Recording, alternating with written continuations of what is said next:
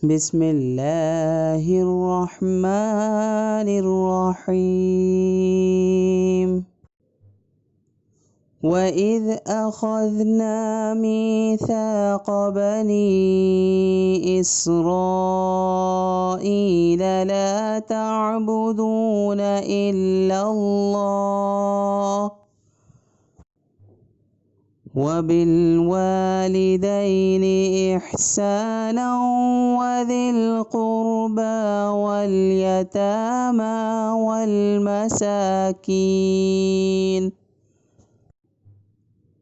والمساكين وقولوا للناس حسنا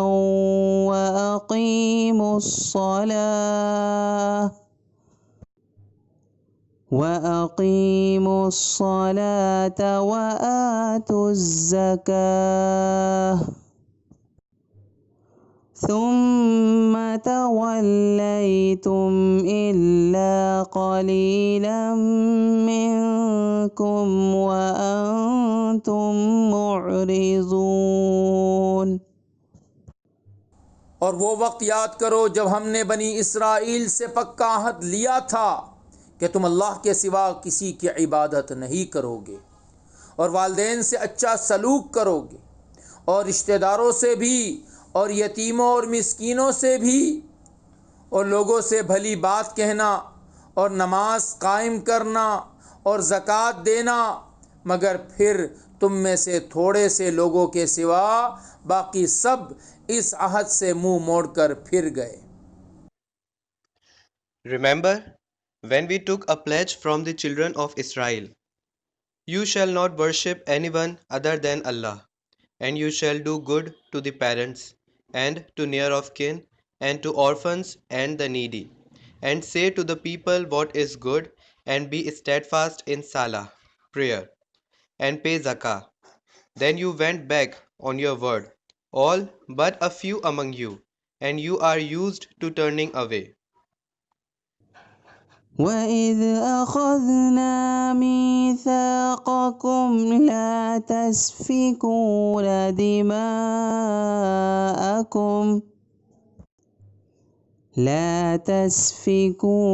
دماءكم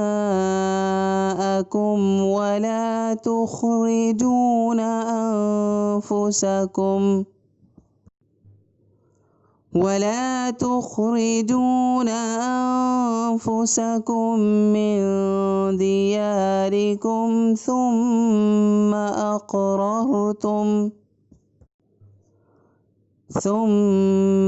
أقررتم وأنتم تشهدون۔ اور یاد کرو جب ہم نے تم سے پکا عہد لیا تھا کہ تم ایک دوسرے کا خون نہیں بہاؤ گے اور اپنے آدمیوں کو اپنے گھروں سے نہیں نکالو گے، پھر تم نے اقرار کیا تھا اور تم خود اس کے گواہ ہو۔ When we took a pledge from you, you shall not shed the blood of one another, and you shall not drive one another out of your homes. Then you agreed, being yourselves the witnesses. ثم أنتم هؤلاء تقتلون أنفسكم وتخرجون فريقا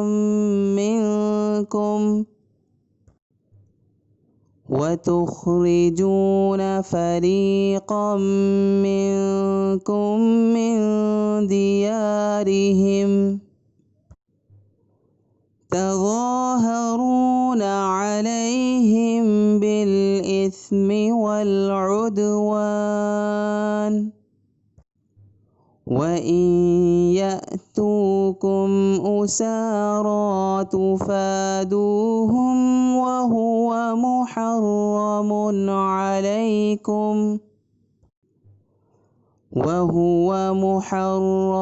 عليكم إخراجهم أفتؤمنون ببعض الكتاب وتكفرون ببعض فما جزاء يفعل ذلك منكم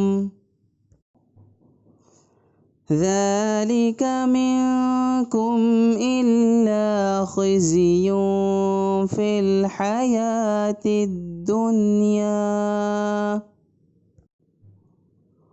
ويوم القيامة يردون إلى أشد العذاب وما الله بغافل عما تعملون. इसके बाद आज तुम ही वो लोग हो कि अपने ही आदमियों को कत्ल करते हो और अपने ही में से कुछ लोगों को उनके घरों से निकाल बाहर करते हो और इनके ख़िलाफ़ गुनाह और ज़्यादती का इर्तिकाब करके इनकी दुश्मनों की मदद करते हो, और अगर वो दुश्मनों के कैदी बनकर तुम्हारे पास आ जाते हैं तो तुम इनको फ़िद्या देकर छुड़ा लेते हो, हालांकि इनको घर से निकालना ही तुम्हारे लिए हराम था। तो क्या तुम किताब तौरात के कुछ हिस्से पर तो ईमान रखते हो और कुछ का इनकार करते हो? अब बताओ कि जो शख्स ऐसा करे उसकी सज़ा इसके सिवा क्या है कि दुनियावी ज़िंदगी में उसकी रुसवाई हो और क़यामत के दिन ऐसे लोगों को सख्त तरीन अज़ाब की तरफ भेज दिया जाएगा, और जो कुछ तुम अमल करते हो अल्लाह उससे गाफिल नहीं है. Yet here you are, killing one another, and driving a group of your own people out of their homes, supporting each other against them in sin and aggression. And if they come to you as prisoners, you would ransom them, while their very expulsion was unlawful for you. Do you then believe in some parts of the book and disbelieve in others? So, what can be the punishment of those among you who do that, except disgrace in present life? And on the day of judgment they shall be turned to the most severe punishment, and Allah is not unaware of what you do.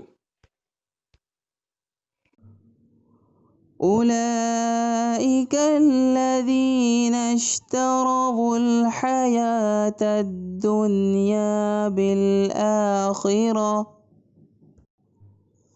فلا يخفف عنهم العذاب ولا هم ينصرون. ये वो लोग हैं जिन्होंने दुनियावी ज़िंदगी को आखरत के बदले ख़रीद लिया है, लिहाजा न इनकी अज़ाब में कोई तख़फ़ीफ़ होगी और न इनकी मदद की जाएगी. Those are the ones who bought the worldly life at the cost of the hereafter. So, punishment shall not be lightened for them, nor shall they be helped. صدق الله العظيم.